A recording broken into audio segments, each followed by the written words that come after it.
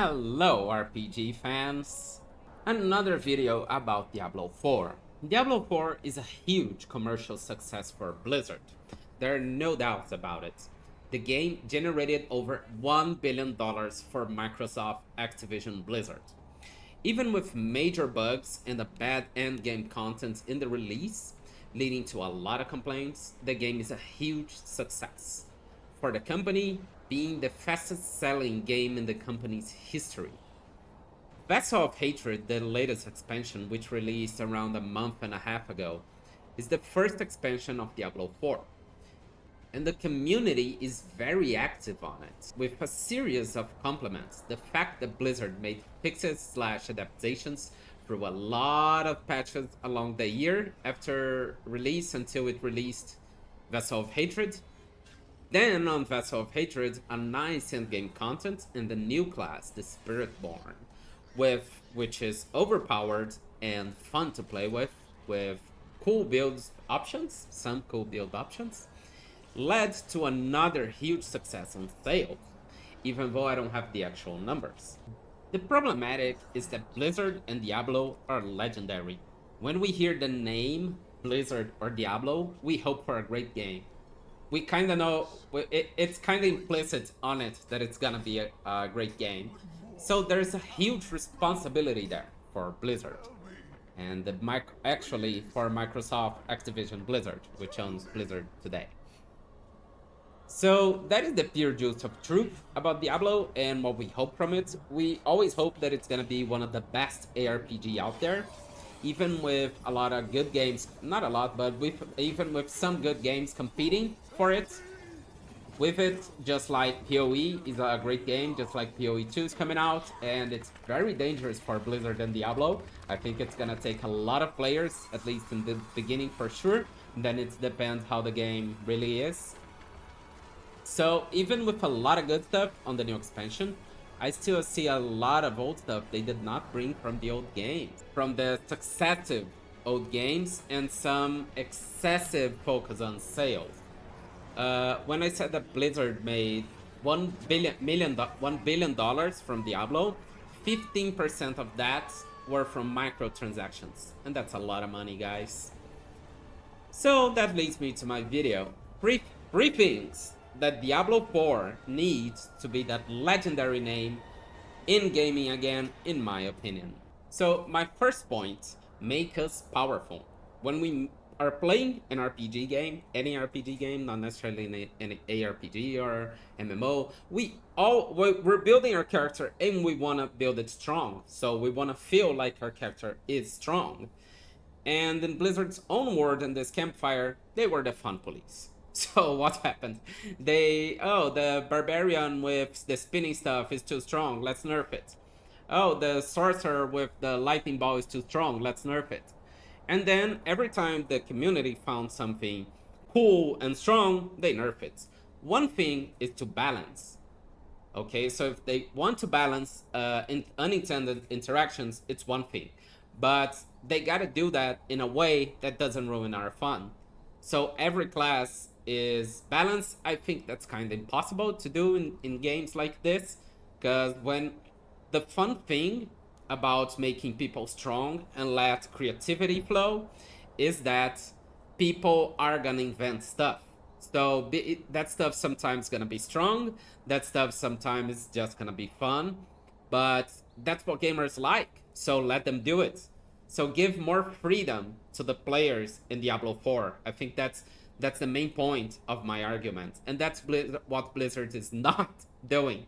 So they just said, they released the Spiritborn, it's obviously overpowered, they're gonna say it's a mistake. I don't believe it, okay? And they say it's due to unintended interactions, so they are gonna nerf it in the next patch, I think, somewhere around that, they said that. And they already they said, oh no, we don't want to be the fun police, but they're gonna be the fun police.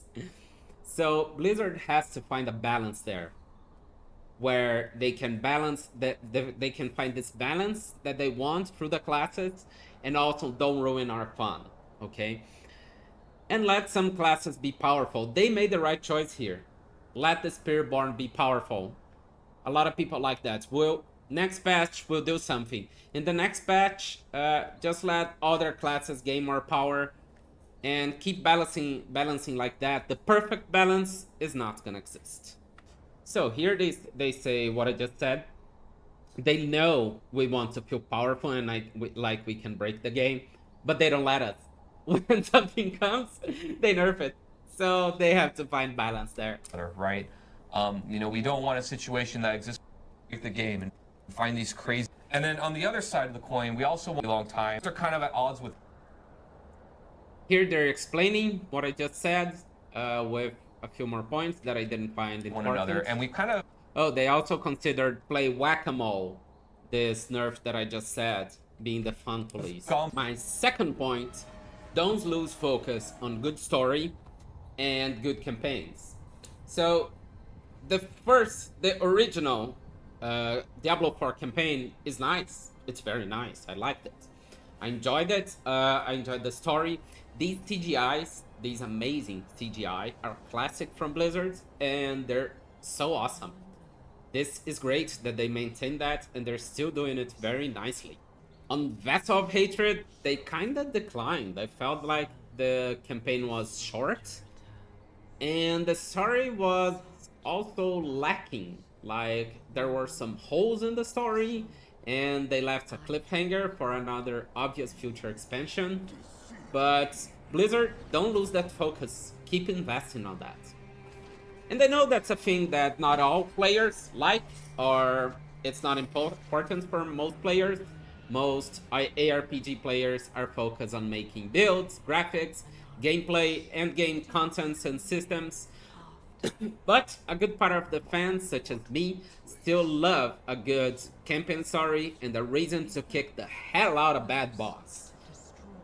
Like, I kind of felt a little bit of pity for Lilith, but definitely not for the Vessel of Hatred bad guy, which I forgot the name right now. Oh my god, I gotta remember this. Mephisto. Definitely, I did not feel bad for Mephisto. I wanna kick his ass. And I just might buy the next campaign, the next expansion, just to kick his ass. I haven't played a lot of Diablo 4, guys. I just wanna kick Mephisto's ass. So that's a thing for me. And other players, they also want that. So Blizzard, don't lose that focus. Diablo 1 had a great story. Diablo 2 had a great story. Diablo 3 had a good story. And Diablo 4 has a great story. The other, Diablo 4 Vessels of Hatred, kinda. The Diablo 2 expansion, Lords of Destruction, had a great story also, okay? And that's a focus for me.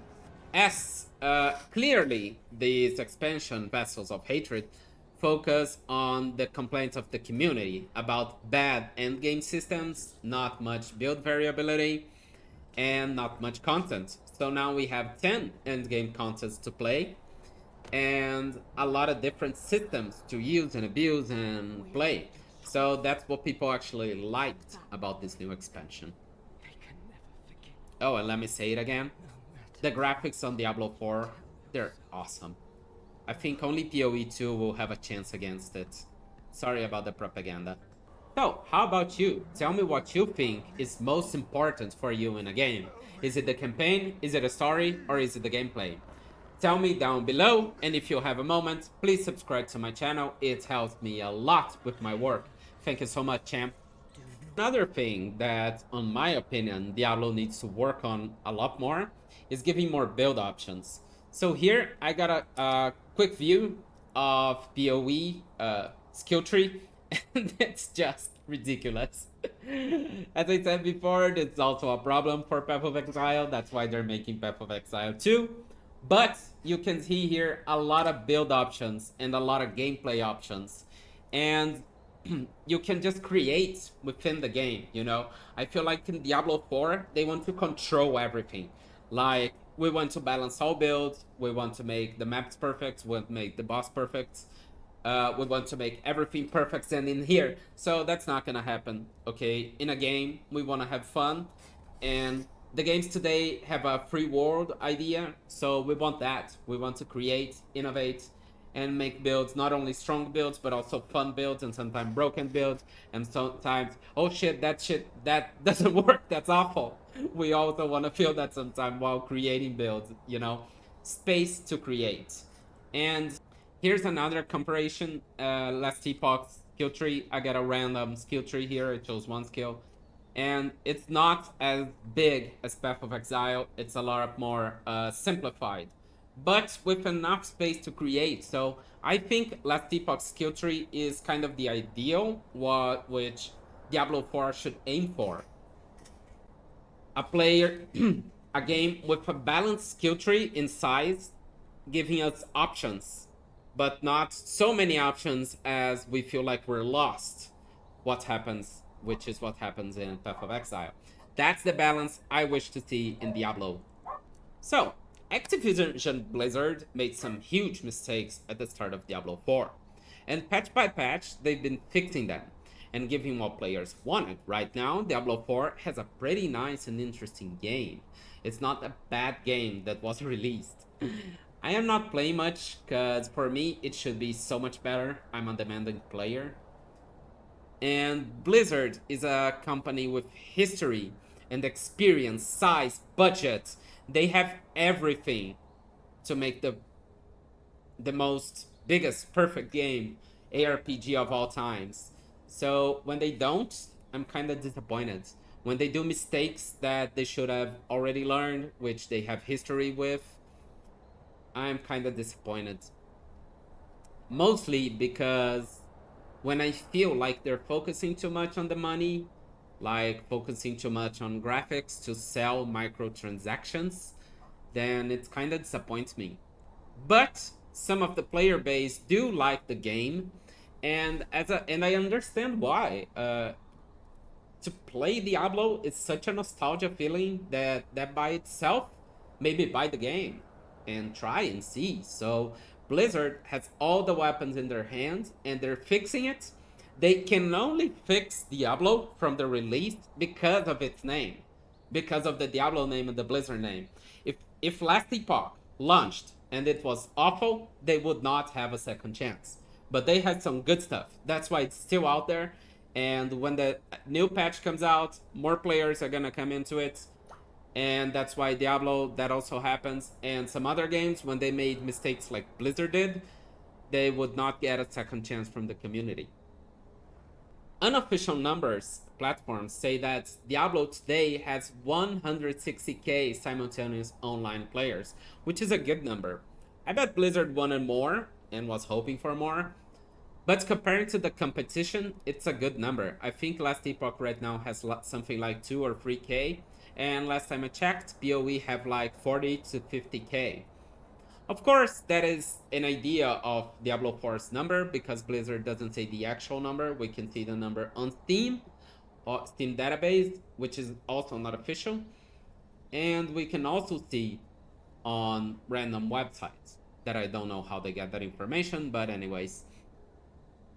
Still clearly showed that some of the fan base and some players that are not that hardcore fans also liked the game, and this new expansion also showing that many players did not come back from the original release of Diablo 4. But in my opinion, Blizzard is going in the right direction. They are listening to the community, and they just might make Diablo 4 the legendary game it's supposed to be, while also learning their lesson about giving games a game with content, game with real content, passion, and dedication, not a money-sucking machine. With that, the next chapters on Diablo franchise will definitely be glorious, and keep up with the legendary name that it has. Thank you everyone for watching the video. I'll see you next time.